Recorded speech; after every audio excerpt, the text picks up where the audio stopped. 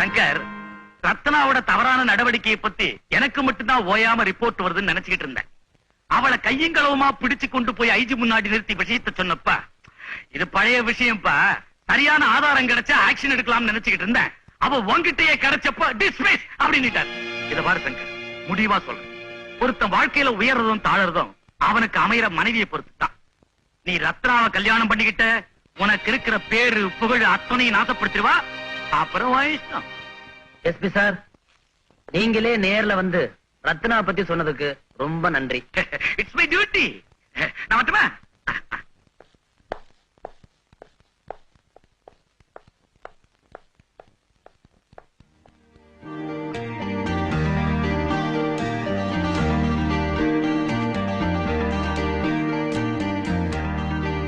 மாமா,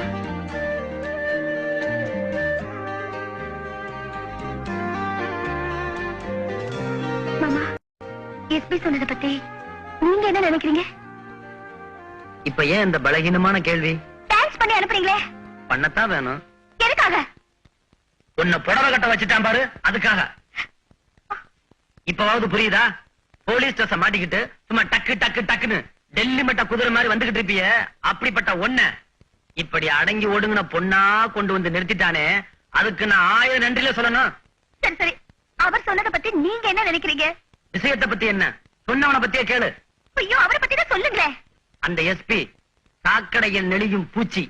அதே சாக்கடையில எத்தனை காலம் கிடந்தாலும் தன் சொந்த மனத்தை இழக்காத சந்தனக்கட்டை என் ரத்னா.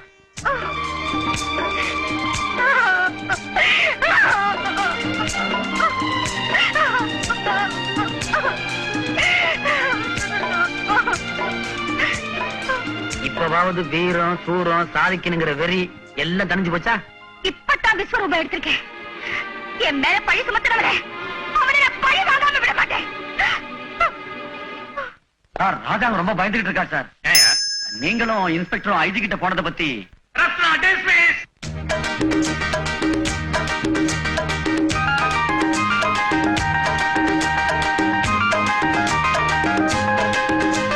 இப்ப மைனாவை நீங்க என் கூட அனுப்பி வைக்கல, உங்க அத்தனை பேரை என் சுட்டு பொதிக்கிடுவேன். சுடா, முதல்ல என்ன சுட்டு கொன்னுடு. சுடா, சுடு. ஐயா இப்படி வாங்க. ஊர்ல இருக்க அனாதையெல்லாம் வீட்டுல போய் சோறு போடுறீங்க. அந்த பாவத்துக்கு நீங்க சாகணுமா? ஒண்ணு மட்டும் சொல்றேன், அந்த பொண்ணை விட உங்க உயிர் தான் எனக்கு பெருசு. இருக்கலாம்டா, அதுக்காக அந்த அப்பாவி பொண்ணை இந்த குலகார பையிட்ட குடுக்கறதா? கொடுத்தா போச்சு. குடுக்கலாங்கிறியா? கொடுத்தா போச்சு. குடுக்கலாங்கிறியா? ஆமா. சரிடா, எப்படியோ தொல்லை திண்டா சரி. ஐயா, உங்களுக்கு மைனா தானே வேணும்? ஆமா. கூட்டிட்டு வரேன், தங்கமா அழைச்சிட்டு போங்க. ரிவால்வர் நீட்டதுக்கு அப்புறம் தானே எல்லாமே சரிப்பட்டு வருது. மறுபடியும் சொல்றேன், நான் எத்தனை கொலை வேண்டாலும் பண்ணுவேன். என்ன தட்டி கேட்க இந்த நாட்டுல யாருமே கிடையாது. டெல்லி வரைக்கும் போவேன். அசஞ்சா சுற்றுவேன். ரிவால்வர கீழே போடுறா.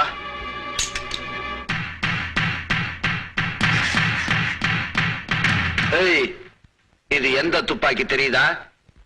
சினிமா நடிகை நந்தினியை நீ சுட்டு கொன்னையில அந்த துப்பாக்கி. இன்ஸ்பெக்டர் ரத்னா இந்த வீட்டுக்கு வந்தப்ப கிணத்துல தூக்கி போட்டு மறைச்சியே அதே துப்பாக்கி. நல்லா பாருடா. இனிமேல் இந்த வீட்டு பக்கம் தலையை காட்டின இடது காலையில உதப்பேன். டேஞ்சர், டேஞ்சர், பெரிய danger sir. Stop, stop. Yemen, நான் என்ன பொசிஷன்ல இருக்கிறேன், இந்த நேரத்துல வந்து லோ லோன்னு கத்துறியா? என்ன விஷயம்? சார், அது சீக்கிரட்டா பேச வேண்டிய விஷயம் சார். Girls out. சொல்லு. நான் அந்த நந்தினியை சுட்டு கொண்டேன். அந்த வெளிநாட்டு துப்பாக்கி ஒருத்தன் கையில இருக்கு சார். யாருக்கிட்ட? என் மாமனார் வீட்டுல வேலை செய்யறேன் அந்த நாய், அவன்கிட்ட இருக்கு சார். இருந்தா என்ன சார், நான் அந்த நந்தினியை சுட்டு கொண்டது அந்த பையன் கிட்ட வந்து பார்த்த மாதிரி சொல்றேன் சார். ஓஹோ. ஆமா, அந்த பயல நீ எங்க பார்த்த? அவன் துப்பாக்கி எங்க ஒளிச்சு வச்சிருக்கான்? கடற்கரைக்கு போயிருந்தேன். என் மாமனார், அந்த பையன், மைனா, 3 பேரும் போட்ல இருந்து இறங்கினாங்க. மைனா? ஏயா, உனக்கு அறிவு இருக்கா? எதை முதல்ல சொல்றது, எதை அப்புறம் சொல்றது? முதல்ல மைனாவை கொண்டா. மைனா மைனா நீ உயிர் எடுக்கிறீங்களே, அந்த துப்பாக்கி அவன் கையில இருக்கிற வரைக்கும் எனக்கு ஆபத்து இல்லையா? என்ன செய்யணுங்கிற? அந்த துப்பாக்கி என் கைக்கு வந்ததான் எனக்கு நிம்மதி. அறிவு இருக்கா? பயம். அது உன் கைக்கு வந்தா அந்த துப்பாக்கினால் தான் நீ நந்தினியை கொலை பண்ணன்னு உன்னை மாட்டி விட சுலபமாயிடாதா? ஆமா சார். ஆமா சார். போய் டெலிபோன் கொண்டா. சரி.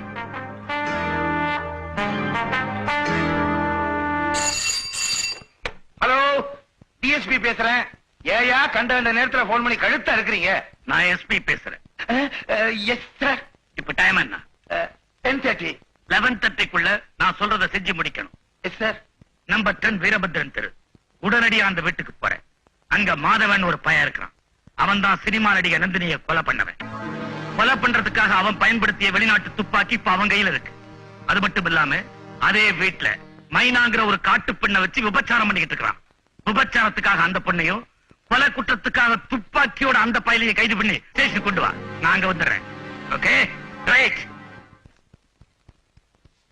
வணக்கம் சார். போன் பண்ணி உடனே வர சொன்னீங்களே.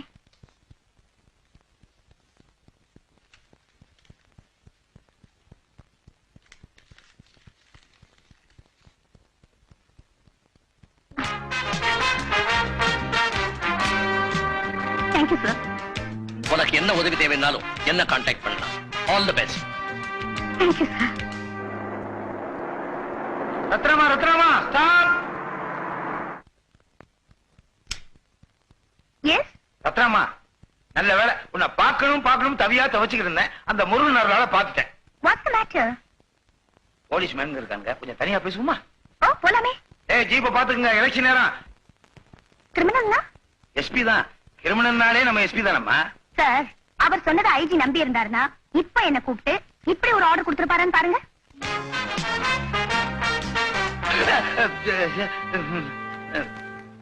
சார் என்ன சார் இது?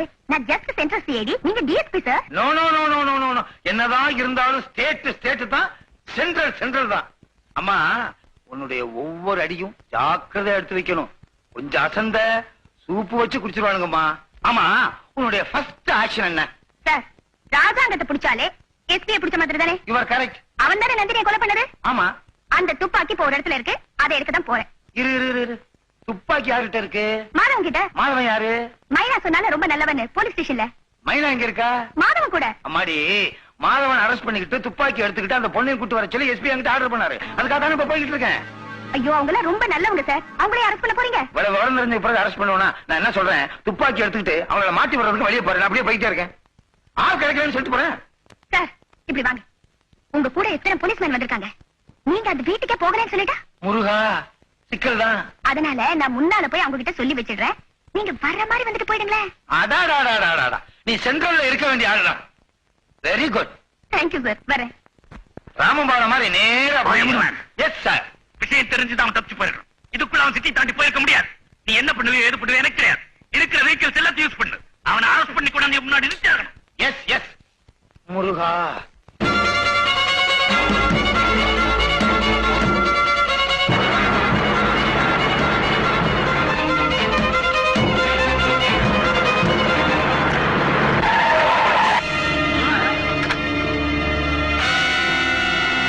ஐயோ, இங்க பாருங்க, என் கொடுமைய ஒரு பொண்ணை கார்ல அடிச்சு போட்டுட்டாங்க.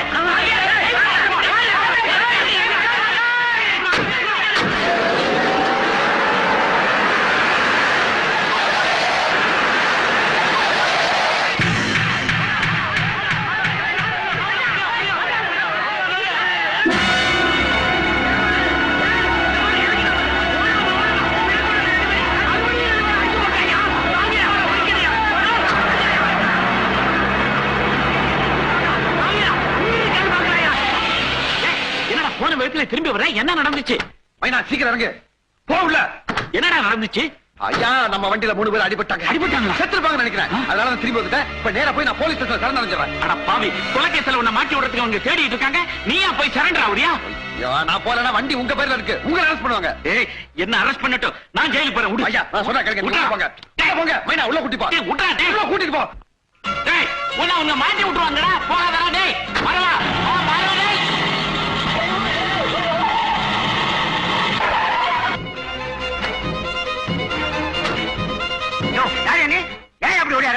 சார், 1வது பீச் ரோட்ல நான் கார் ஓட்டி போயிட்டு இருந்தேன். என் கார்ல 3 பேர் அடிபட்டாங்க. அடிபட்டாங்கன்னா குறைக்க முடியாது, செத்துருப்பாங்க. Good morning sir. நீங்க எல்லாம் ஏன் நீங்க வந்த? மன்னிக்கணும் சார். துப்பாக்கி மாதவனை கூட்டு வர ஆள் அனுப்புறீங்களா? அதை பத்தி துப்பாக்கியும் கிடைக்கல. அந்த மைனாவை கூட்டிட்டு மாதவன் தப்பிச்சு விட்டான். தப்பிச்சுட்டானா? Yes SP speaking. Good morning sir. நான் டவுன் ஸ்டேஷன்ல இருந்து ரைட்டர் பேசுறேன் சார். என்ன விஷயம்? 1வது பீச் ரோட்ல மாதவன்கிற டிரைவர் வண்டி ஓட்டிட்டு போனானா. அந்த வண்டியில 3 பேர் அடிபட்டு செத்துட்டாங்களாம். அந்த டிரைவரே ஸ்டேஷன்ல வந்து ரிப்போர்ட் பண்றா சார். ஓஹோ, அந்த 3 பேர் அடிபட்டாங்களா? ஆமா சார். ஒரு பொண்ணும் 2 ஆணும். அவங்க பிழைக்க மாட்டாங்கன்னு அவனே சொல்றான் சார். சரி, வண்டி நம்பர் என்ன? MSS 4101. MSS 4101. ஆர்சி புக் பாத்தியா? யார் பேர்ல இருக்கு? வேதநாயகம். வேதநாயகம். சார் என்ன நான் என்ன சொல்லு? இல்ல சார், அந்த வண்டி என் மாமனார் வண்டி சார். என் மாமனார் பேர் தான் சார் வேதநாயகம். சார் இந்த டிரைவர் பேர் என்னன்னு கேளுங்க சார். டிரைவர் பேர் என்ன சொன்ன? மாதவன். மாதவனா? அவங்ககிட்ட தான் சார், அவங்ககிட்ட தான் சார் எனக்கு துப்பாக்கி இருக்கு. அவனை தான் சார் நீங்க பிடிச்சிட்டு வர சொன்னீங்க. நாம யார தேடிட்டு இருந்தோமோ அவனா வந்து ஆமா மாட்டிக்கிட்டான் சார். தீத்துறா அவனை. உடனே செய்யுங்க சார்.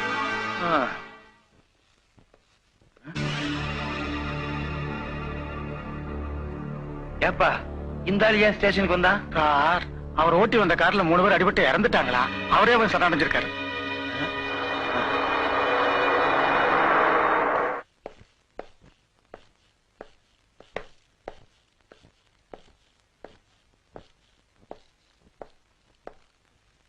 அவன் பேர் தான் மாதவனாடா. ஆமா, நடிகை நந்தினியை சுட்டு கொன்னே அந்த துப்பாக்கி எந்த நாட்டுல வாங்கின? இந்த கேள்விய உனக்கு புட்டியும் குட்டியும் கொடுக்கிற ராஜாங்கத்தை கேளியா? Yes sir. இந்த ராஸ்கல லாக்அப்ல போடு. Yes sir. இந்த பார், இந்த ஆக்சிடென்ட் கேஸ் பொறுத்த வரைக்கும் யாரும் டீல் பண்ண வேணாம், நானே பாத்துக்கிறேன். Okay? Yes sir. Good morning sir. DMO இருக்காரா? இருக்கார் sir. Morning sir. Hello, good morning. Please take your seat. Thank you very much. அந்த கார் ஆக்சிடென்ட்ல 3 பேர் செத்தாங்களே, அந்த போஸ்ட்மார்ட்டம் ரிப்போர்ட் அதான் பாத்துக்கிட்டு இருக்கேன். எஸ், பாருங்க.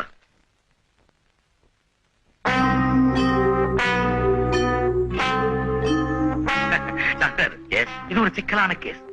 சில பெரும் புள்ளிகள் இந்த கேஸையே தலைகீழா மாத்தத்துக்கு ட்ரை பண்றாங்க. ஐசி. அதனால ஏன் லெட்டர் இல்லாம இந்த போஸ்ட்மார்ட்டம் ரிப்போர்ட்டை யார் வந்து கேட்டாலும் கொடுத்துறாதீங்க. Okay? Thank you doctor. No mention please.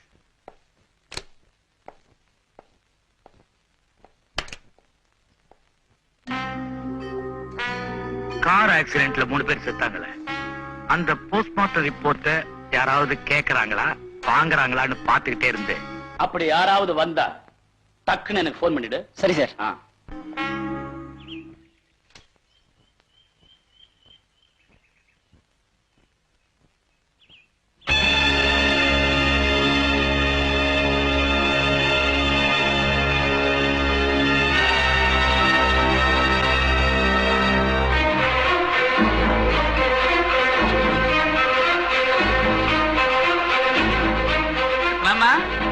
Rathnamma, வாங்க வாங்க, இங்க வாங்க வாங்க. அம்மா, நீங்க எல்லாருமா சேர்ந்து இந்த பிள்ளைங்களை காப்பாத்த எவ்வளவு பாடுபட்டும் எதிர்பாராத விதமா இப்படி நடந்துருச்சு. நானும் பார்த்தேன். இந்த கார் விபத்து நடந்திருக்கவே முடியாது. வாங்க வக்கீல் வீட்டுக்கு போவோம். ஐயா, பொதுவா நான் யாருக்கும் ஃபால்ஸ் கோப்பு கொடுக்கறது இல்ல.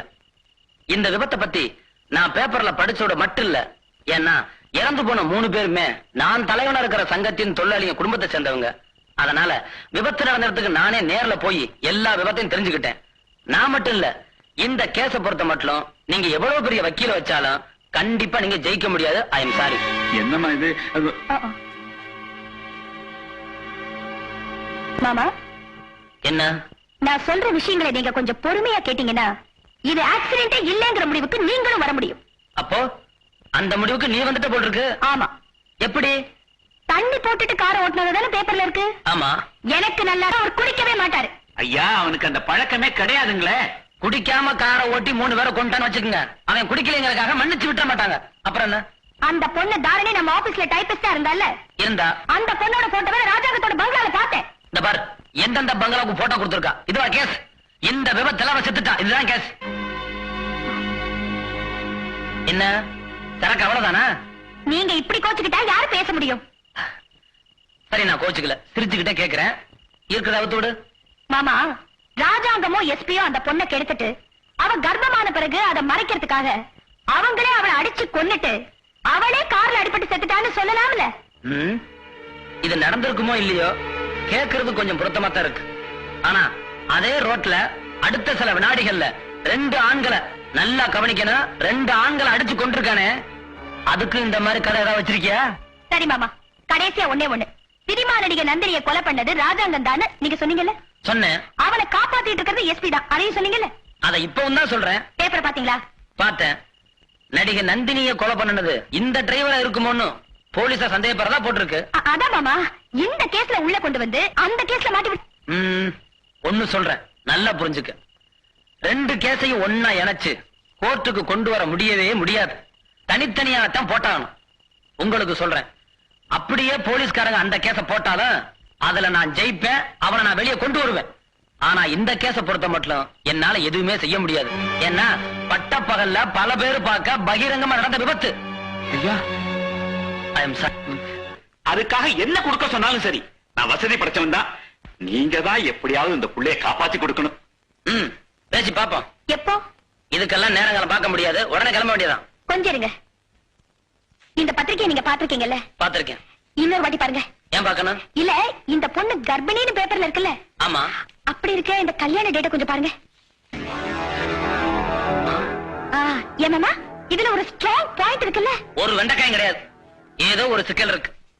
அது என்ன ஏதுன்னு காளிமுத்திர கேட்டுக்கிட்டு அப்புறமா சமரசம் பேசுவோம். நான் போறேன்.